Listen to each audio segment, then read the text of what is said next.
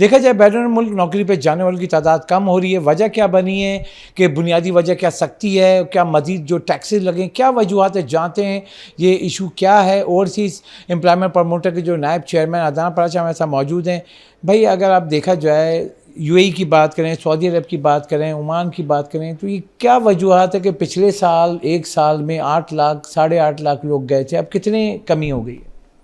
जी बहुत शुक्रिया जी। देखिए पिछले 2 साल में वर्क फोर्स का बिज़नेस डाउन हो रहा है। हम पौने 9 लाख 8,62,000 के फिगर से कम हो के हम 7.25 लाख, और मैं समझता हूँ कि जिस तरह की इस टाइम पे मुश्किलात चल रही हैं हमारी वर्क फोर्स के बाहर जाने के लिए, तो 2025 के अंदर ये 7.25 लाख से भी कम हो के हम 6.5 लाख के वर्क फोर्स पे आ जाएंगे। इसमें हमारे डोमेस्टिक मसाइल ज़्यादा हैं। एक तो हमारा जो सोशल मीडिया का इस्तेमाल किया गया है, गलत इस्तेमाल, जिसकी वजह से बैरून ममालिक की तरफ से हमारे ऊपर सख्तियाँ की गई हैं, हमारे गल्फ़ स्टेट्स की तरफ से, क्योंकि हमारा जो मेजर चंक है मैन पावर का वो सऊदी अरेबिया, ओमान, यूएई और कतर जाता है। तो सोशल मीडिया के गलत इस्तेमाल की वजह से वहाँ से भी सख्तियाँ देखने में है। ये कुछ हमारे पाकिस्तानियों ने वहाँ पे इलीगल एक्टिविटीज़ में इन्वॉल्व हुए हैं जो कि वहाँ की गवर्नमेंट्स अलाउ नहीं करती। और साथ के साथ हमारे जो डोमेस्टिक जो मसाइल हैं, जिसमें हमारे कैंडिडेट का मेजर मसाइल मेडिकल का मसाइल है, जो टेस्टिंग है, जो बाहर जाने के लिए जो ज़रूरी चीज़ है, उसके अंदर मसाइल देखने में आ रहे हैं। और उसके अंदर हज़ारों रुपये भर के भी लड़के जो है वो परेशानी के हम परेशानी के बायस बन रहे हैं। हमारे लिए ये चीज़ बन रही है।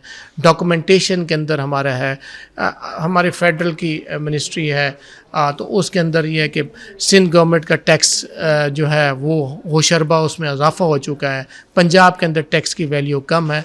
तो इस तरह के बहुत सारे ऐसे मसाइल हैं कि जिसमें मैं तो इस टाइम पे दरख्वास्त करूँगा कि जैसे प्राइम मिनिस्टर साहब ने, हमारे ऑनरेबल प्राइम मिनिस्टर साहब ने जैसा टेकअप किया हमारी स्किल डेवलपमेंट की चीज़ को, और हमारे आर्मी चीफ साहब ने भी इस चीज़ को टेकअप किया है, तो मैं समझता हूँ कि इन चीज़ों की तरफ जो हमारे डोमेस्टिक मसाइल हैं, इस चीज़ के ऊपर अगर प्रॉपर्ली फोकस किया जाएगा। लड़कों की लाइनें लगी होती हैं बायोमेट्रिक कराने के लिए, उसके लिए लंबी लंबी लाइनें, सुबह 4-5 बजे से लेकर शाम 5 बजे तक लड़के, और यही वही वर्क फोर्स है जो हमारे जो है जिन्होंने रेमिटेंसेस भेजनी है पाकिस्तान में।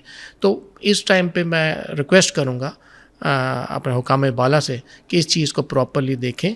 और मैं समझता हूँ कि जो हमारी रेमिटेंसेस, जो 35 अरब डॉलर की जो रेमिटेंसेस हैं, जो कि इस साल हमें 2024-25 के फिस्कल ईयर में जो पॉसिबल हैं, तो मैं समझता हूँ कि हमारी जो स्ट्रेंथ है इस टाइम पे भी 43 से 44 अरब डॉलर की हमारी स्ट्रेंथ है रेमिटेंसेस की। तो इन चीज़ों का हम डोमेस्टिक मसाइल को ठीक कर लेंगे तो हमारे इंशाअल्लाह ताला जो हमारे गल्फ़ स्टेट्स के साथ मसाइल है वो भी हमारे प्रॉपर्ली हो जाएंगे, हैंडल हो जाएंगे।